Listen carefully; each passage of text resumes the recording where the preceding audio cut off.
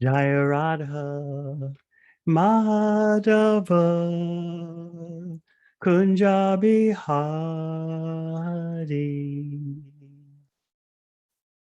Gopi Janabal Lava Giridvaradari Yashodanandana Praja Janaranjana Yamuna Tira Vanachari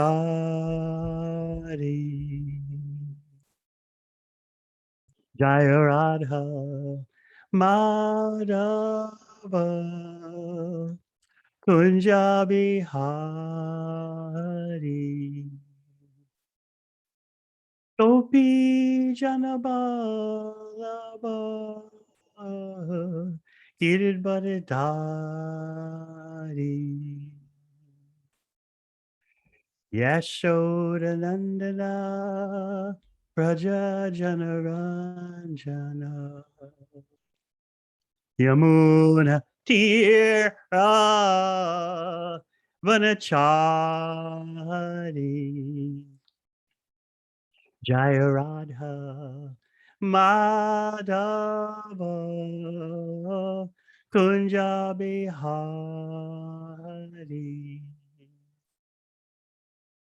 Gopi Jana Ballabha Giridvaradari Yashodanandana Praja Janaranjana Yamuna Tira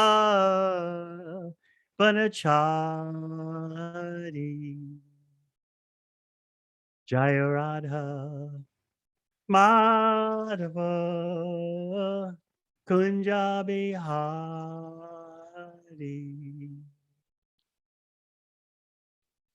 Hare Krishna Hare Krishna Krishna Krishna Hare Hare Hare Rama Hare Rama Rama Rama Hare Hare Hare Krishna Hare Krishna Krishna Krishna Hare Hare Hare Rama Hare Rama Rama Rama Hare Hare Hare Krishna Hare Krishna Krishna Krishna Hare Hare Hare Rama Hare Rama Rama Rama Hare Hare Hare Krishna Hare Krishna Krishna Krishna Hare Hare Hare Rama Hare Rama Rama Rama Hare Hare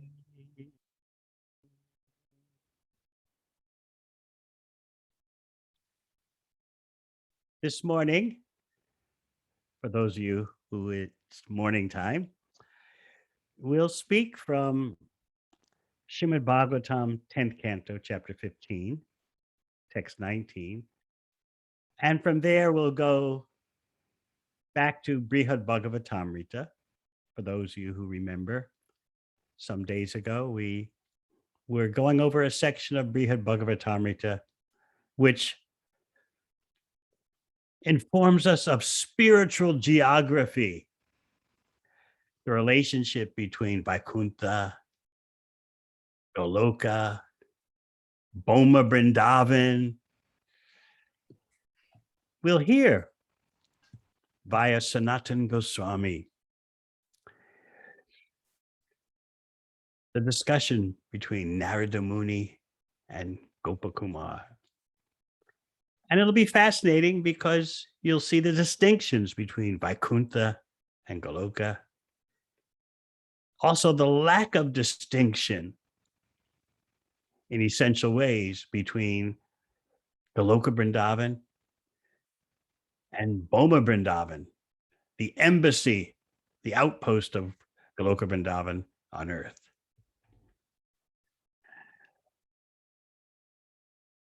So we'll begin with Srimad Bhagavatam, our life and soul. Om Namo Bhagavate Vasudevaya. Om Namo Bhagavate Vasudevaya. Om Namo Bhagavate Vasudevaya. Evam Nagudatma Gati Swamayaya Gopatmajatam Charitaya Vidambayam Reme Rama Lalita Pada Pallavo Gramyai Samam Gramya Vatisha Chestitaha.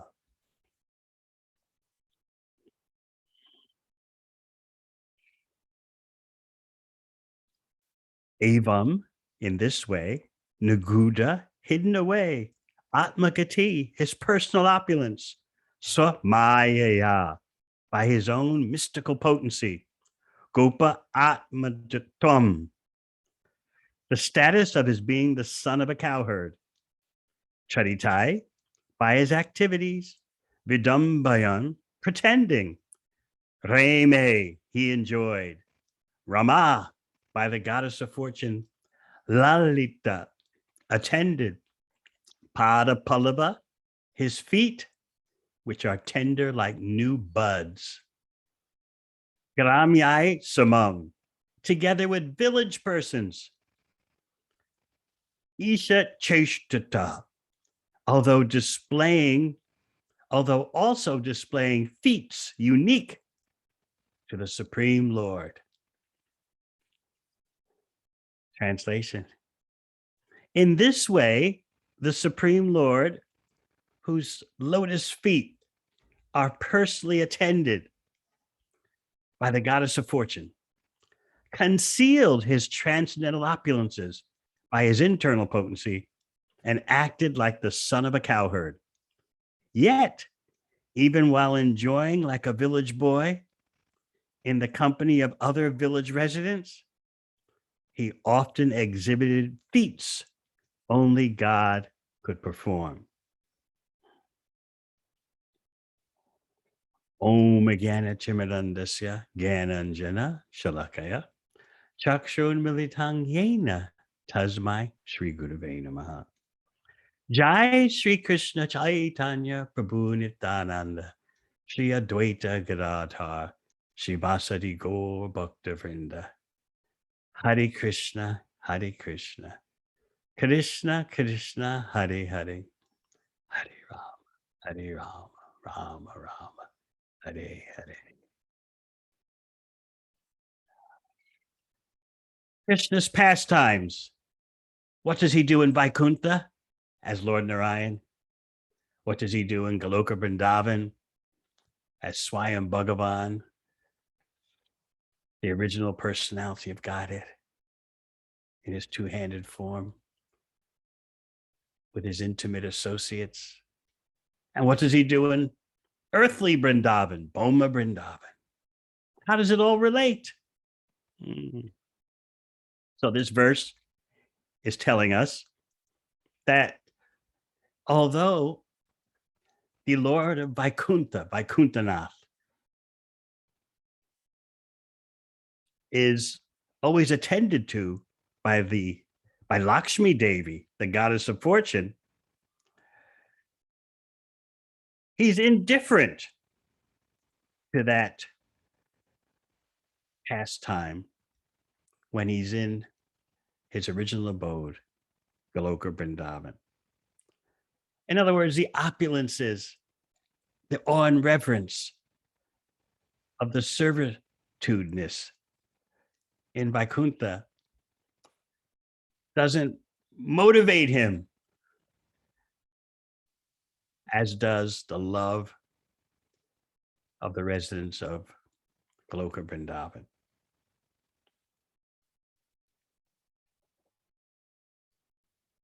The particular sweetness that you find in Braj Leela can't be understood by everyone. The intimacy, the friendliness, and when the word friend is used, it doesn't simply refer to the cowherd boys in Sakyaras, love of Krishna and friendship. It can also be, in general, referring to anyone in any relationship who has that sense of intimacy. Even Mother Yashoda, Nanda Maharaj, they can be referred to as friends in the sense of their closeness. So in the pastimes of Goloka Vrindavan, and of course, you'll also see the same in the pastimes in earthly Vrindavan, Bhoma Vrindavan, Krishna has his Leela Shakti, his pastime energy, which exerts powers, makes all arrangements, even though the Lord doesn't request. This is another symptom of the Supreme Personality of Godhead's stature. He has an energy that arranges all the best for him without his having to think about it. You also saw this in the pastimes of Sri Chaitanya Mahaprabhu at Ratha Yatra. He loses himself in dancing in ecstasy before the Ratha Yatra cart. And everything else in this pastime is orchestrated by the Leela Shakti, the pastime energy.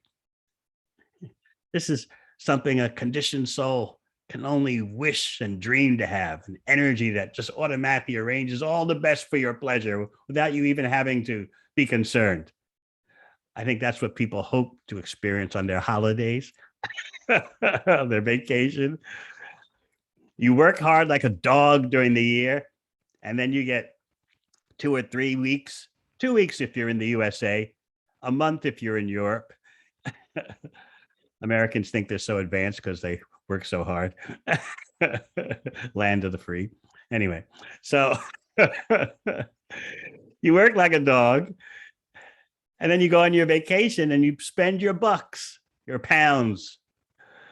And the idea is that you're at a resort area and everything's just arranged for you. This is your imitation of Krishna. You would love to have a Leela Shakti, a pastime energy that just caters to all your wishes without you even having to arrange for it. And of course, for those who don't understand how to utilize the morning hours, the highest benediction they can imagine is what? Breakfast in bed at 11 a.m. Oh, it doesn't get any better than that.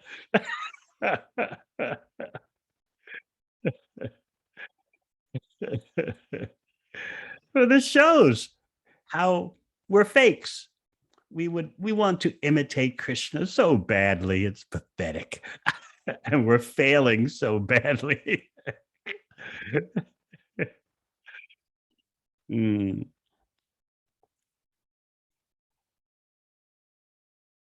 So Krishna reveals himself as a cowherd boy, Gopavesh, dressed as a cowherd boy, and his sweetness in Krishna Leela. We're talking about Goloka Vrindavan. Is inconceivable.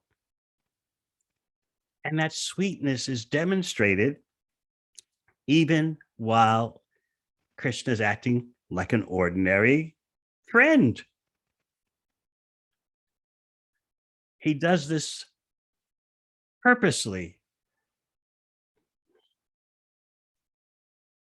we'll find out how whenever he does something inconceivable in Vrindavan, Leela, he always packages it in a way that it can also be seen as a human being doing something that's inconceivable. He doesn't shake the intimate feelings of his associates in Goloka Vrindavan. So he does things in such a way that are inconceivably sweet. And there's also power, but the power is packaged in a human like way, just like when he kills Putana. He doesn't manifest four arms or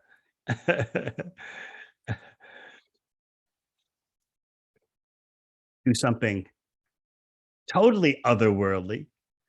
No. How does he dispatch Putana? He sucks her breast. She offered her poison breast, and he sucked it like a child. But oh, how he sucked. That was the end of her. So this is an example of his maintaining sweetness. A little baby. And Putana comes and offers her poison breast, and he sucks it like a baby, and then she's dead. So it's all it's all human like. In other words, the exhibition of inconceivable power is packaged in a human like way. Krishna does this purposely in Braj Leela because he wants to maintain the intimacy. He doesn't want his associates to have awe and veneration. Oh, he's the supreme personality of Godhead. No, he wants them to always think he's our son, he's our friend, he's our lover.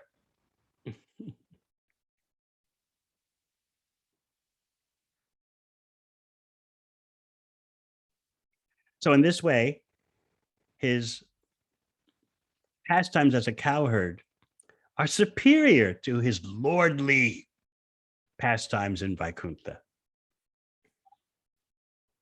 So let's find out more what's going on in Vaikuntha, Goloka, and Boma Vrindavan, earthly Vrindavan. So Narada Muni is at the house of Uddhava in Dwarka of the spiritual world. But Narada Muni is going to explain that it's hard to tell the difference between the Lord's abodes in Vaikuntha and beyond, as well as his abodes on earth. When you look at the relationships between Krishna and his devotees, Narada Muni says, you're going to be confused. What's the distinction in this spiritual geography? Now, those of you coming from a Christian background, which I don't think many of you do, everything is so much focused on going to heaven, like there's some kind of topography, physical topography. And there's not much emphasis on the relationship between the Supreme Personality of Godhead and his devotee. But in bhakti, that relationship is the everything. It trumps, it supersedes, it surpasses by far any geographic considerations. So much so that according to the intimacy of the relationship, that determines the geography. I know it's a hard concept to understand when you think about things in an ordinary way. I remember hearing once my mother's favorite missionary. They've got lots of them in the USA, but she had her favorite who was considered the kingpin, the number one. And so he was describing what he expects when he goes to heaven. believers will go there. And what will they find? He said, I know what's there. I'll be driving on golden brick roads, and I'll be driving a yellow Cadillac, and I'll be going from party to party, hosted by angels.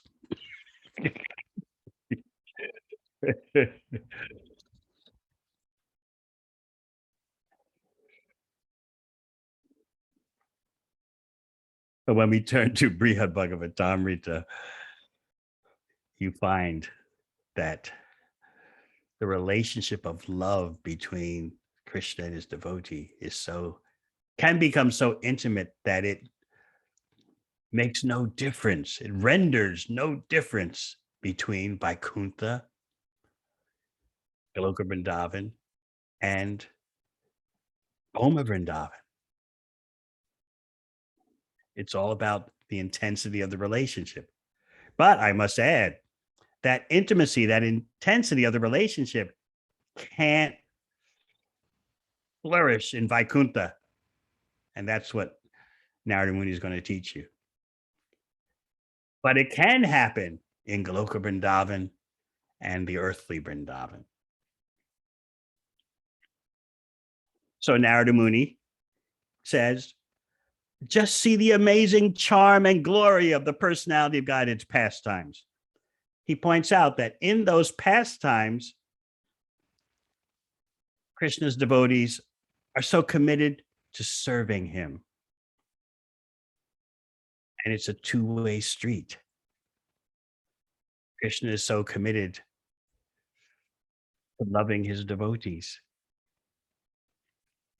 So Narada Muni goes on to say, oh, how very curious that this Supreme Personality of Godhead plays in the highest abode above Vaikuntha the same way as in the world of mortals, just to satisfy his dear devotees. He's starting to give you hints now that although Goloka Vrindavan's the highest abode, Krishna sports in the same way in earthly Vrindavan. And the whole point of both locales is just to for him to satisfy his dear devotees. So this is what we want you to focus on in our lesson in spiritual geography. It's not ordinary topography. It's love-driven location. Sounds interesting, doesn't it? I just thought of it. Love-driven location. It's not so much this is this place and that is that place, and that's the defining reality. No, the defining reality is the love. So much so that, as Narada Muni is going to teach us, you can lose distinction between whether you're in Goloka Vrindavan or Bhoma Vrindavan. And Narada Muni does say, even experienced devotees like me, Narada Muni, who goes everywhere, are bewildered to see such pastimes. What's the bewilderment he's speaking about? Remember, he's speaking in Dwarka, in Vaikuntha. He's at the house of Uddhava. So he's saying, I'm bewildered. Even me, I'm bewildered seeing such pastimes, which make me wonder, am I in Dwarka of Vaikuntha or Dwarka of the material world? So Narada Muni gets bewildered about the spiritual geography, but to speak of you. Because again, it's all about the relationships.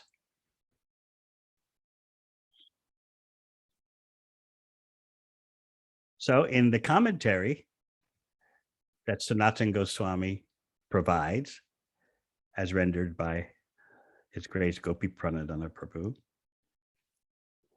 we read, if Krishna deals virtually the same way with his devotees in both the spiritual and material worlds, what is special then about Vaikuntha? So you see, we're losing our mundane geographical fixation. What is special about Vaikuntha? The Lord is dealing with his devotees the same, whether in his earthly outpost or in the spiritual world. Narada's answer is that in the quality of the relationships between the Lord and his devotees, there is no practical difference between the material and spiritual worlds. In either realm, the Lord and devotees achieve the fulfillment of all their desires.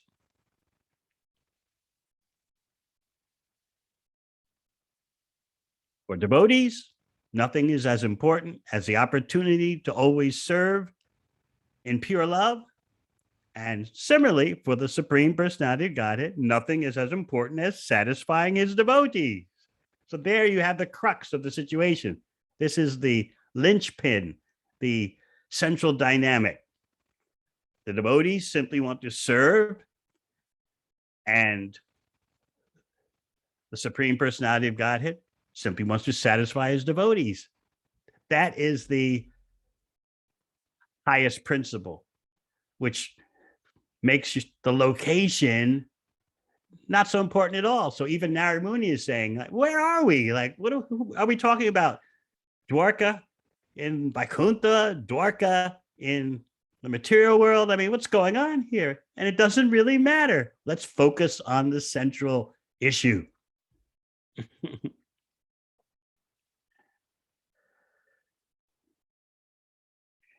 So we go on. Because the Supreme Lord and his pure devotees are interested only in pleasing one another, it makes little difference to them where they happen to be.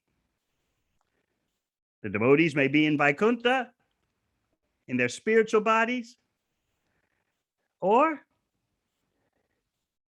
they may take material forms that become spiritualized on earth and assist in Krishna's pastimes in that way. But for both the Lord and his devotees, nothing is as important as satisfying one another.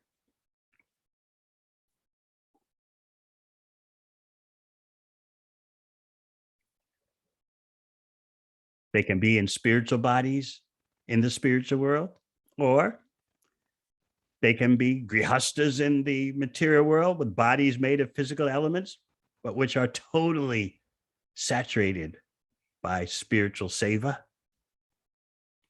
So in either case, the Lord and his devotees are never distracted or disrupted from their pure loving exchanges of rasas.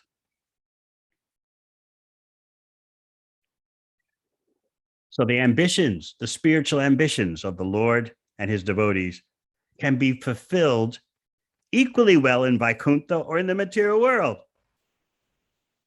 So actually, Sanatana Goswami points out there's no substantial difference between the two realms because the Lord and his devotees have the same ambitions, the same modus operandi, the same goals.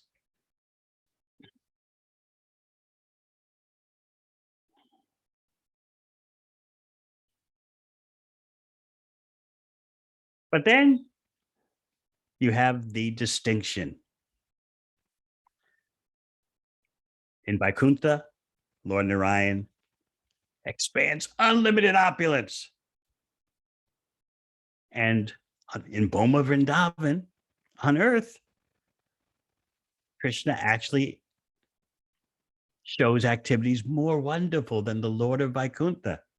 As the third canto of Srimad Bhagavatam says, in the Lord's earthly Leela, he shows pastimes that astonish even the Lord of Vaikuntha.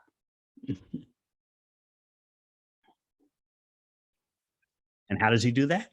Just by his being the friend of his devotees, friend in the general sense, implying intimacy, whether regarding his cowherd boyfriends or his parents.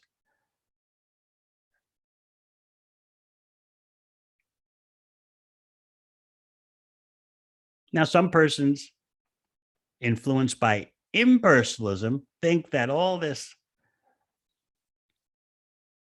these relationships with the Lord and his Leela are just illusory because they think anything personal, any kind of relationships have to be material.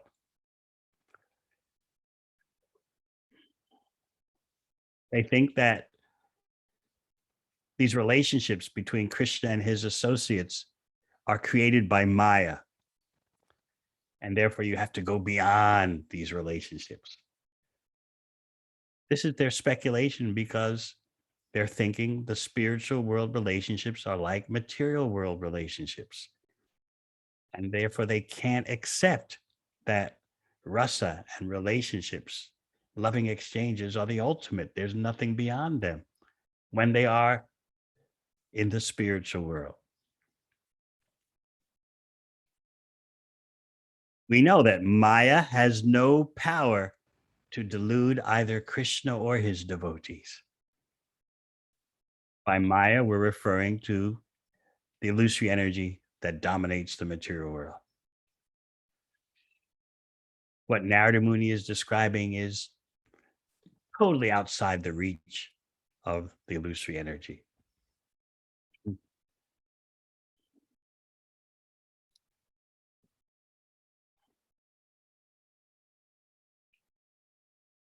So while talking in this way, Narada Muni becomes overwhelmed by ecstasy and he's silent for a while.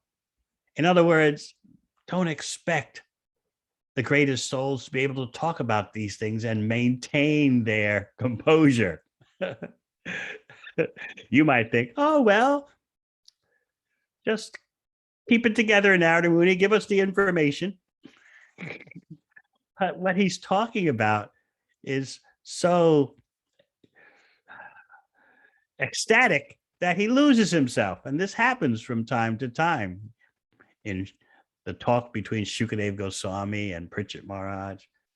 It happens here, Narada Muni talking to Gopakumar with Uddhava in the audience. Just the impact of what he's talking about knocks him out, literally. So he's silent for a while. And then he sees how Gopakumar is so eager for understanding, so eager for instruction. See, it's reciprocal. So that eagerness of Gopakumar motivates Narada Muni to focus and continue to speak, even though the subject matter is so enthralling. It's out of this world.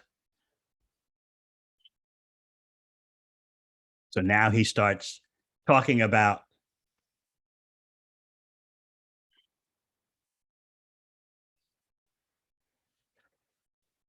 Loka, and he's also going to then talk about Boma Vrindavan.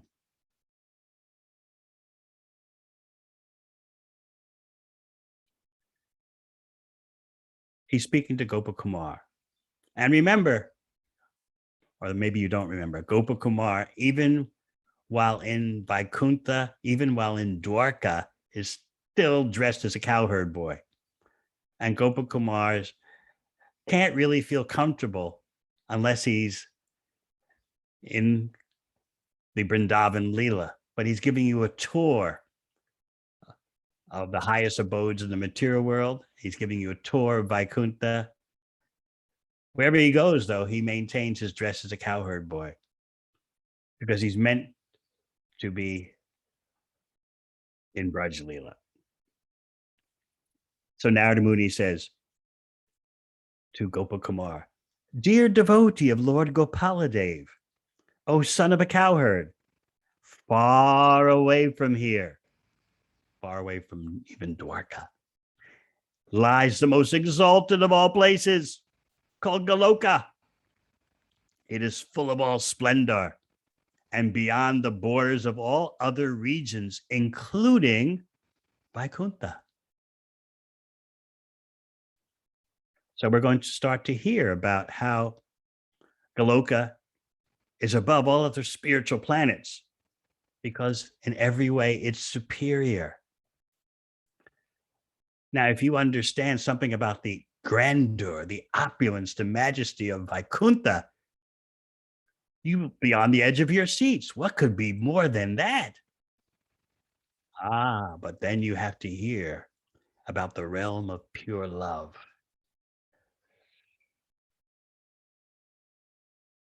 The wealth of Goloka is sweetness.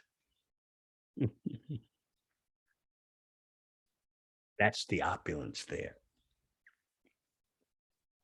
So you have some basic geography in mind if you know the verse, if you know of the verse from Brahma Samhita. Goloka namni nijadami tale chatasya Devi Mahesha Haridama Sute Te Te Prabhava Nichaya Vihitaschayena Govindam Adi Purusham Tamam Majami. There's Devi Dham. That's where we are. The kingdom or the queendom ruled by Maya Devi. Yes, in the material world, ultimately it is a lady in charge. So if you really want to be liberated, you got to escape the lady that's in charge of Devi Dham. And it's practically impossible to escape her power unless you do things Krishna's way. As he says in Bhagavad Gita, Daivi Esha Gunamayi, Mama Maya Dharatyaya, Mam Evaye Prapadyante, Mayam Etam Chalantite. You can only get out of Devi Dham's slavery when you do things Krishna's way. So there's Devi with her Dham, her territory, the material existence, and then there's Mahesh Dham, Lord Shiva. He has an abode between the material and spiritual worlds. And then you have the spiritual world, Haridham, referring to Vaikuntha, the abode of Lord Hari. But Narada Muni wants to point out that in Haridham, there's a topmost level called Goloka.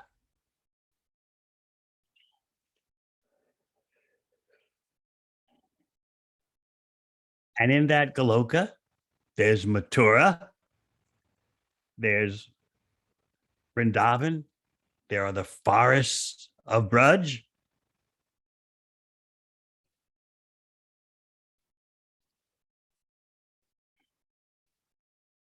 Now, when you talk about Ayodhya, for example, the abode of Lord Ram, that includes the city Ayodhya.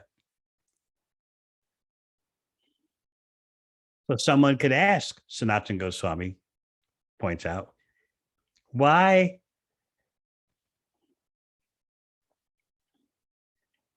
is the abode that includes Mathura? Why isn't it called Mathura? Just like the abode Ayodhya that includes the city of Ayodhya is called Ayodhya. So what's going on? Now, we're not yet talking about the Lord's abode on earth. We're talking about the topmost portion of the spiritual world where there is Mathura, Vrindavan, and the forests of Braj. So why isn't the whole area called, the whole abode called Mathura? It's because there are so many cows everywhere. Therefore, it's called Goloka, the planet of Go, the planet of cows. The whole place, Mathura, city, towns, forests are loaded with cows. So therefore, Goloka, planet of the cows.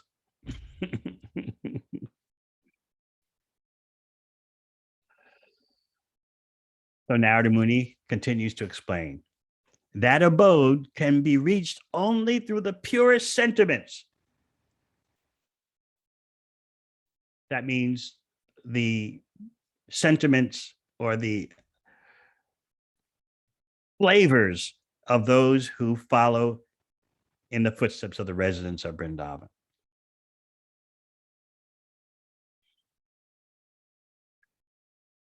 Those who carefully study the examples of the Brajavasis like Nanda Maharaj, Yashoda Mai, and especially the topmost example of Sri Radha and her companions.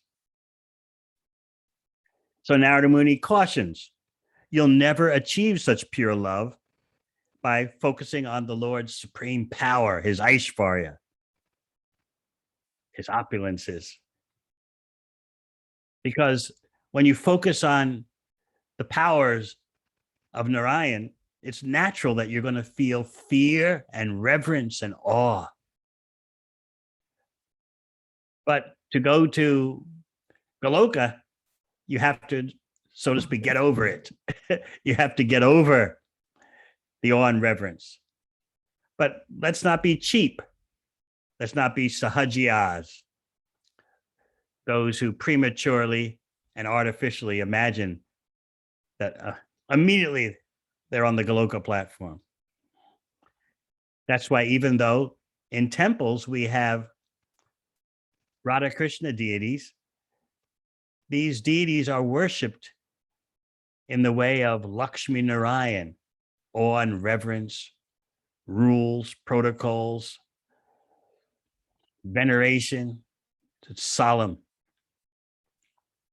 Even though they're Radha Krishna deities, we don't worship them publicly in the consciousness of spontaneity. We worship them in the consciousness of awe and reverence, rules, regulations. Just like, the example of Sanatan Goswami. He had some deities, Radha Krishna deities, in a tree in Vrindavan. And he would just serve them dry chapatis. Some say he would just get some dough and throw it in the fire, a ball of dough, throw it in the fire, pull it out, offer it to the deities. So the deities would speak to him because this is Ragamarg. This is spontaneous love. It's beyond rules and regulations. It's just all about pure love. The deities said to him, these dry chapatis, can you at least put some salt on them? And Sanatana Goswami replied that I'm just doing the best I can. Won't you please accept? First you'll ask for salt, and then it'll be butter, and then it'll be a whole meal. And I'm an old man, and I have to write so many shastras, and your requests will just keep escalating. Salt, then butter, then this, then that, the other. I'll end up having to get a job and work. So this is Ragamarg. This is spontaneous love, but we don't imitate that. In worshiping the deity in the temple, Radha Krishna, but we worship them with the foremost principles of punctuality and cleanliness.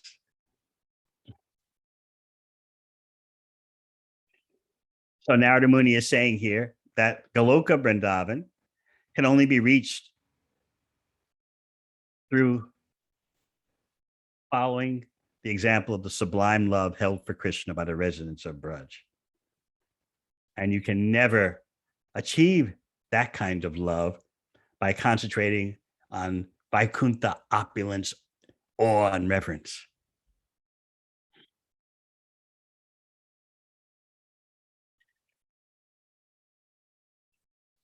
And again, he's underlining that this kind of Goloka love is higher than anything found in the material world, higher than anything found in the outer coverings of the universe, and higher than anything found in Vaikuntha. Why does he keep repeating that? Because it just, even to devotees, it just seems that awe and reverence and power and majesty is the everything. Whereas cowherd people in a village, how can that be the ultimate reality?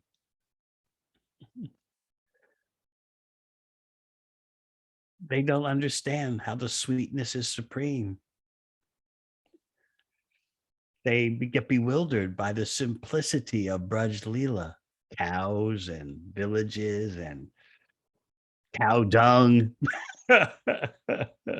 cow urine, and village life, eating and talking, and it just looks so ordinary. They think it's ordinary because they don't see the ultimate reality of sweet love. That's what Krishna's after.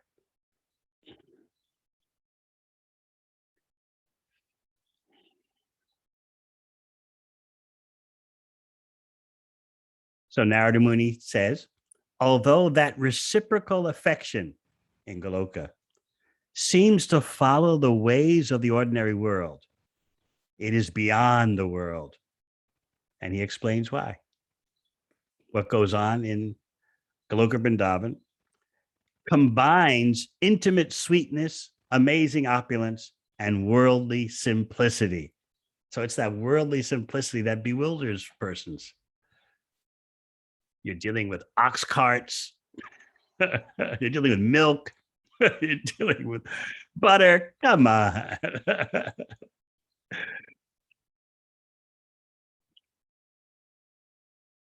Of course, the prem of the relationships in Goloka Vrindavan is far beyond the limits of mundane love and even far beyond what goes on in Vaikuntha.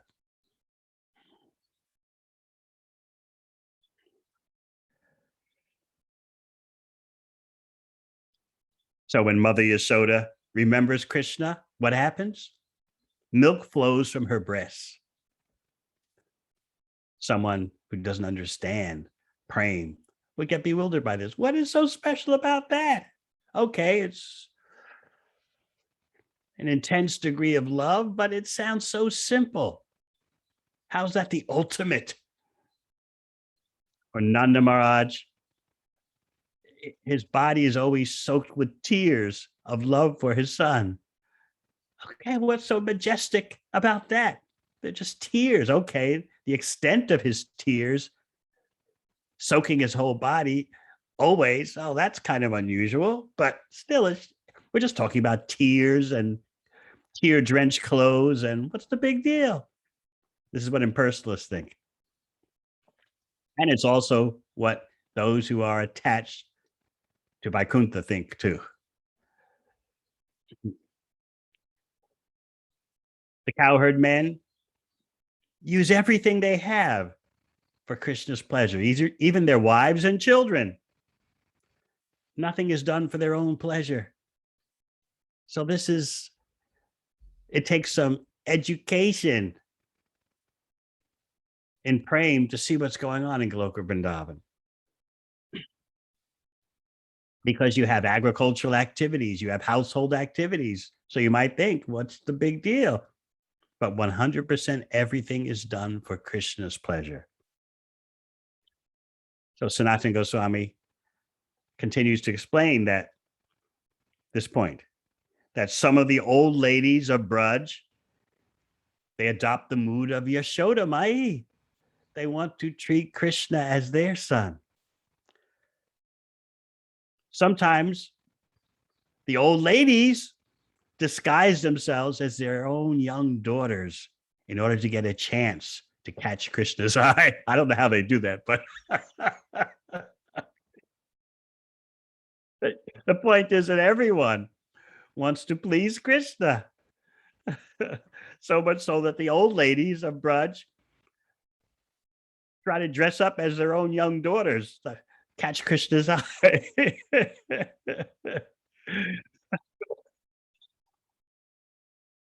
And Krishna's cowherd boyfriends are so focused on seeing him that they can't even tolerate a moment, a second without Krishna's presence.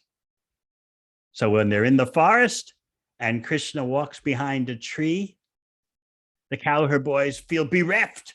Now, how long does it take to walk behind a tree and emerge on the other side? A split second. But during that split second, the cowherd boys are feeling separation from Krishna.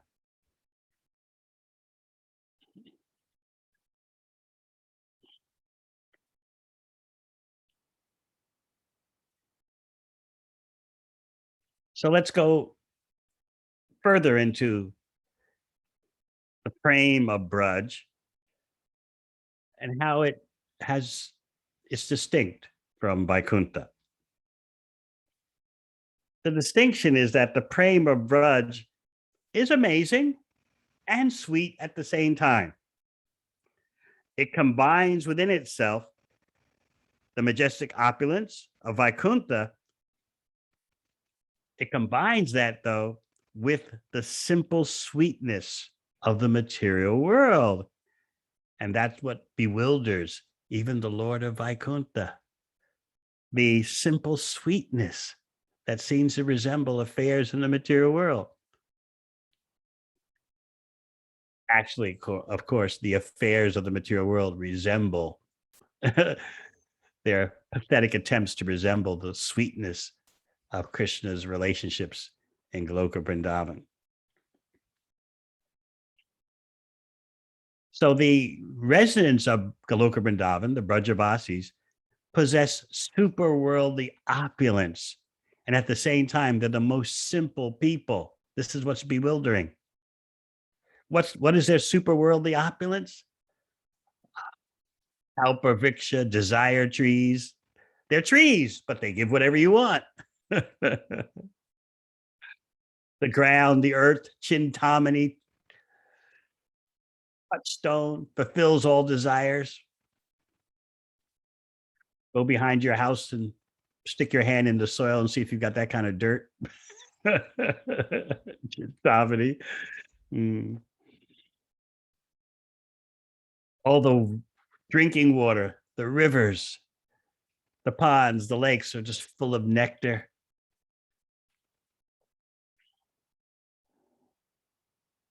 Every step is a dance, every word is a song. So that is the superworldly opulence amidst all the simplicity of cowherd people. Of course, the cows are Kamadhenus. They give unlimited milk, so much so that the milk is soaking the ground everywhere.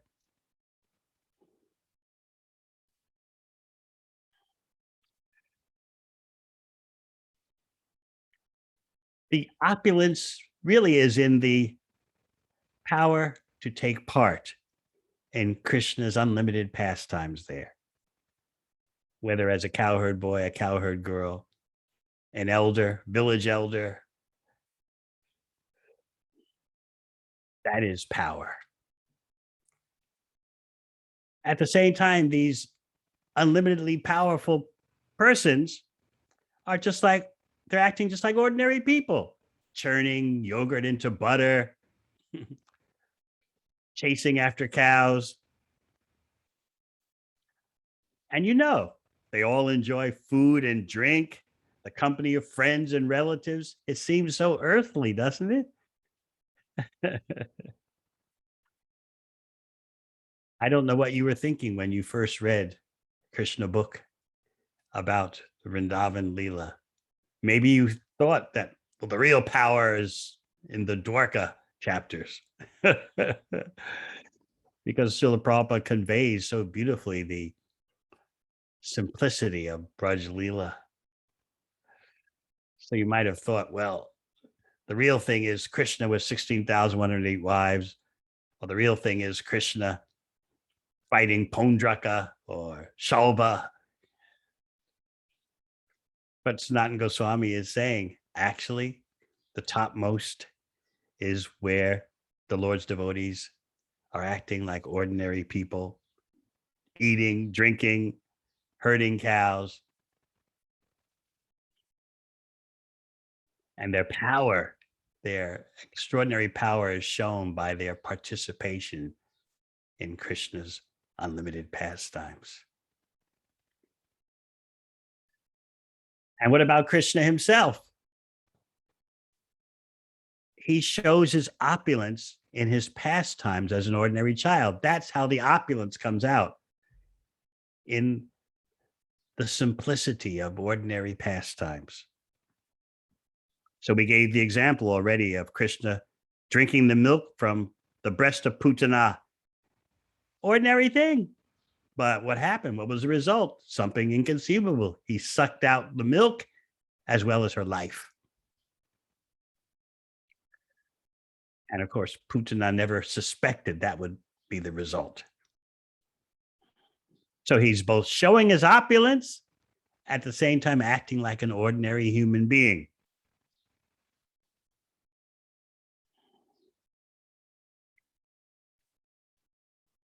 So this brings us back to our verse, our Bhagavatam verse. Evam nagudatma gati somaya gopatma jatam charitaya vidambayan.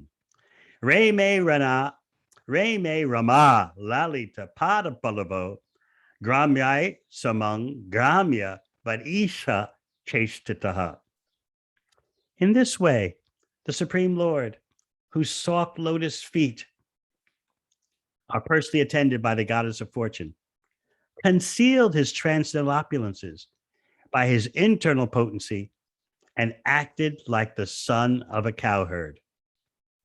Yet, even while enjoying like a village boy in the company of other village residents, he often exhibited feats only God could perform. So, village boy in the company of village residents. That's the ultimate goal of your life.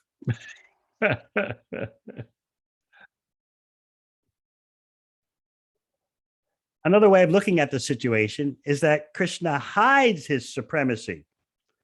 He has special potencies that allow him to hide his Vaikuntha powers so that he can imitate a cowherd boy. He hides his godly powers. But from time to time, his godly powers come out in the context of perfect sweetness. So he does things that only the Supreme Personality of Godhead can do while playing like an ordinary cowherd boy in the company of villagers. You understand all that, Dinanath? He's thinking. Good.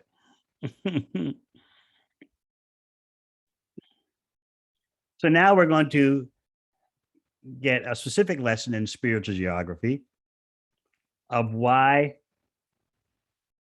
Goloka is described as being far away from Vaikuntha.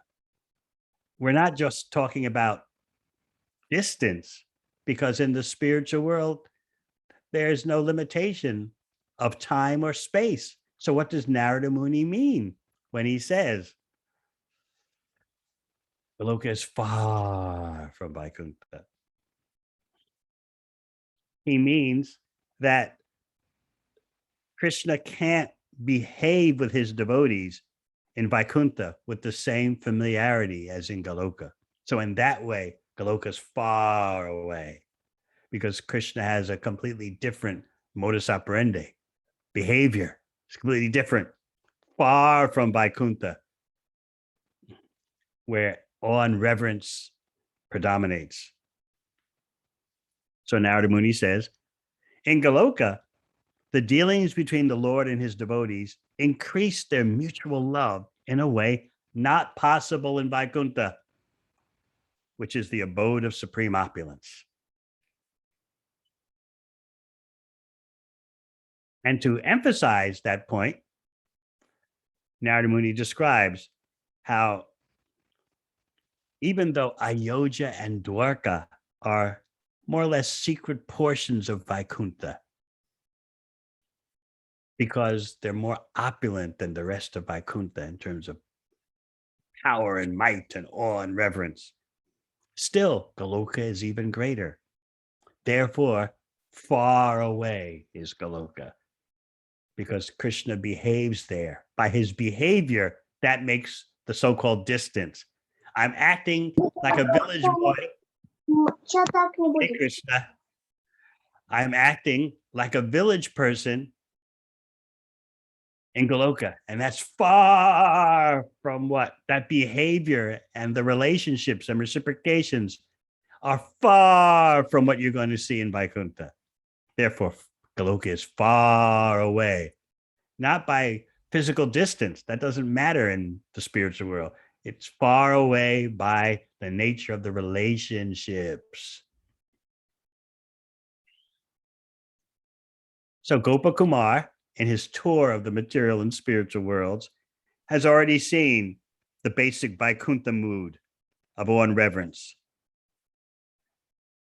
He's gone from Vaikuntha to Ayodhya, which is superior to the Vaikuntha planets. And he's gone from Ayodhya to Dwarka, which is superior still. But Sanatana Goswami points out that neither Lord Ramchandra in Ayodhya nor Dwarkanath, Dwarkadish, the Lord of Dwarka, is free to put himself completely under the control of his devotees' pure love. That can't be done in Vaikuntha. It can't be done in Ayodhya, nor can it be done even in Dwarka. So this is what creates distance. The bhava, the particular emotional state, creates distance, not geography in the physical sense, because there's no material laws of time or space in Vaikuntha. But again, it's the nature of the relationships that create distance. Because in Goloka Vrindavan, Krishna is free to be conquered by his devotees' love.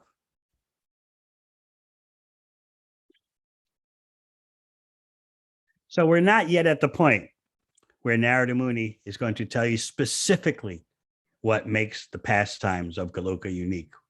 We'll get to that in a coming session. I'll give you a premonition. Just remember, only in Goloka can the Lord and his devotees enjoy Leelas, pastimes, in which both equally dominate the other.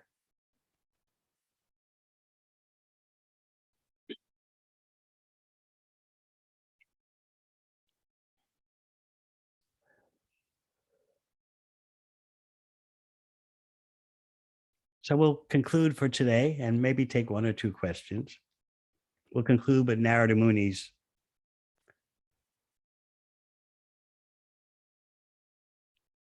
point that only Goloka shows the complete essence of Krishna's most confidential godhood.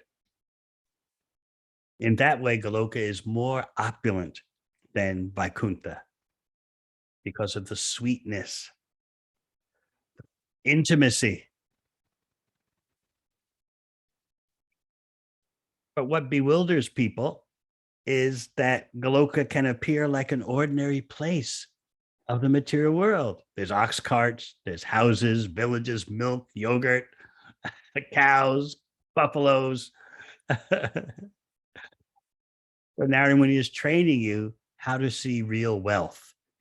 Look at the sweetness, look at the intimacy. The supreme controller is controlled by his devotees' love.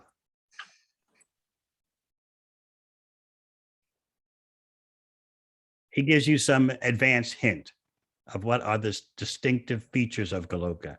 And then he's going to get into how Goloka and Gokula, Boma Vrindavan, interrelate. That'll be fascinating for the future.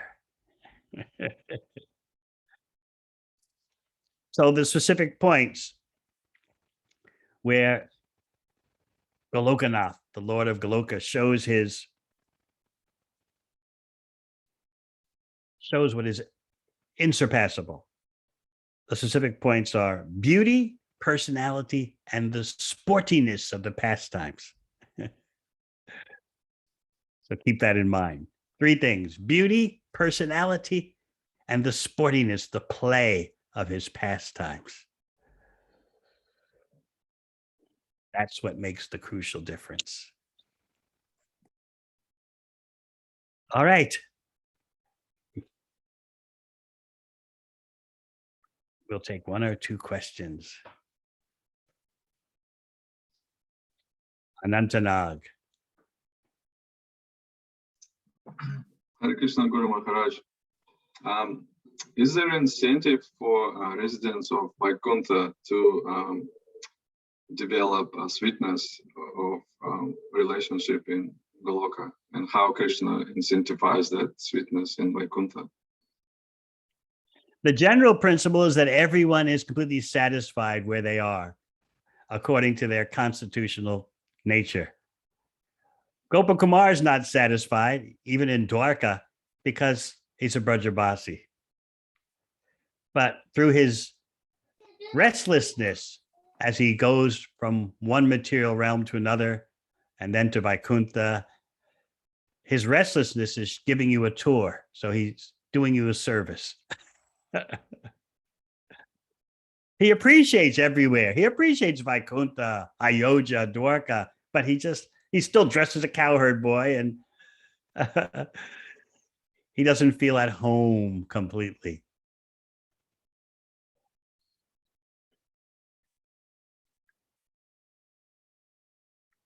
So yes, it is possible for residents of Vaikuntha, if that's not their place, to go to Goloka. You're not trapped in Vaikuntha. But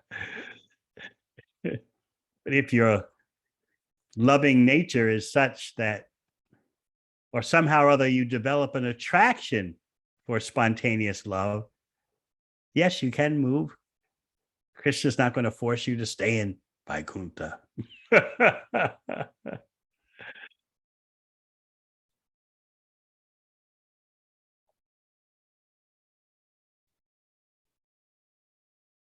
Vaishnava Shrestha, you have a question? I hope your sound will come through sufficiently. Yes, Gurudev, Hare Krishna. That's good quality. Yes. So I had question that, as you said that Vaikunt is lower than Golok. So does that mean Vaikunt is afflicted by any materialism, or how is it lower? In what I've sense? explained that. If you have to listen to the recording, I explained that at great length. It's not lower in terms of distance. It is the spiritual world, but Krishna is not free in Vaikuntha to display how he's dominated by his devotees' pure love.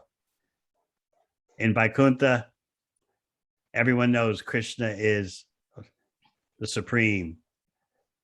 He's Narayan, the Lord of all. In Goloka Vrindavan, they don't want to know that. And Krishna doesn't want them to know it.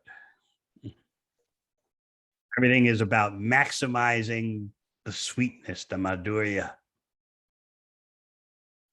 Even when Krishna does something inconceivable in Goloka Vrindavan, the residents there, they can't accept that he's any kind of supreme being. Mother Yashoda thinks that a strong wind knocked down the Yamala Arjun trees. How can it be my son? When he's hungry, he cries. He does naughty things. Nanda Maharaj must have held Govardhan Hill. It couldn't have been Krishna. Munjaranya. Hare Krishna, Gurudev. My question is a little bit fragmented. Uh-oh. Thanks for warning.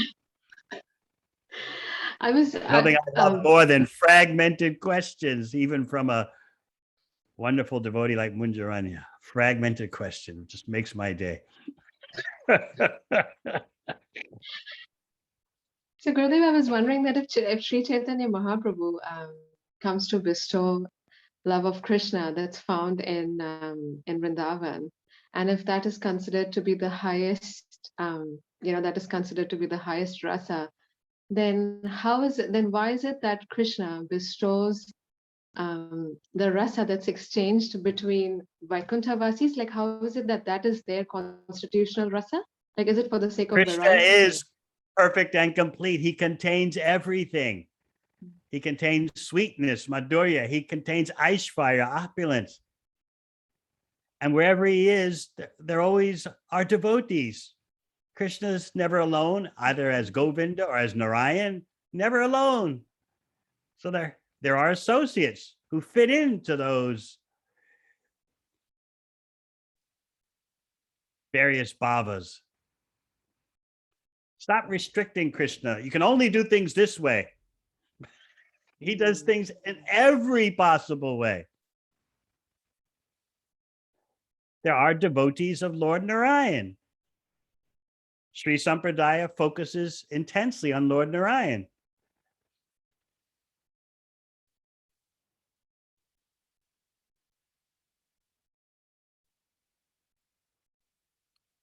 Krishna has it all.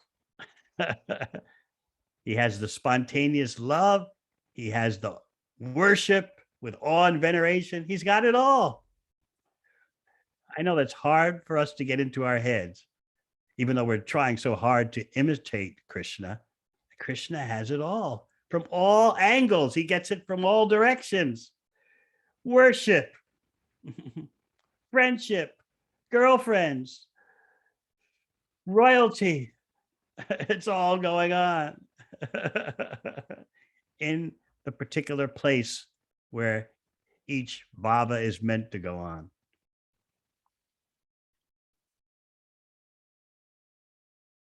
Some persons are attached to opulent worship, awe and reverence.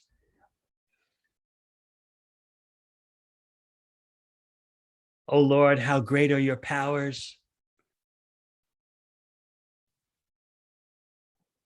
So they get a chance to relate to the Supreme Personality of Godhead in that way. But Chaitanya Mahaprabhu said, Ramya Kachchit Upasana Rajavadu Bhagena Yakalpita. There's no greater method of loving Krishna, of relating to Krishna than that demonstrated by the Vrajavadu, cowherd ladies of Vrindavan, and that can refer to both the elders and the youngers. Vrajavadu.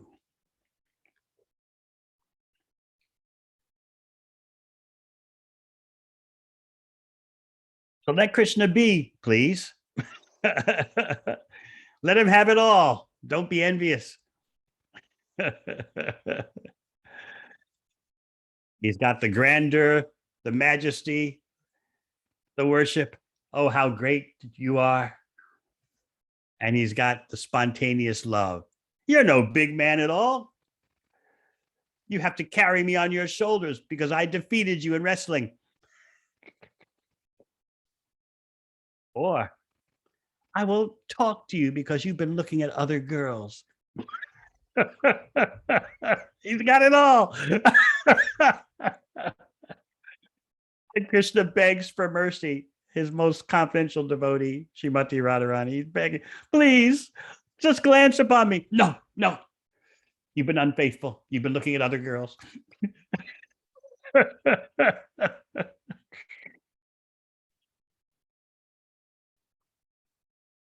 All right. I thank you all very much. And we'll continue with our lessons in spiritual geography. Thank you very much. Hare Krishna.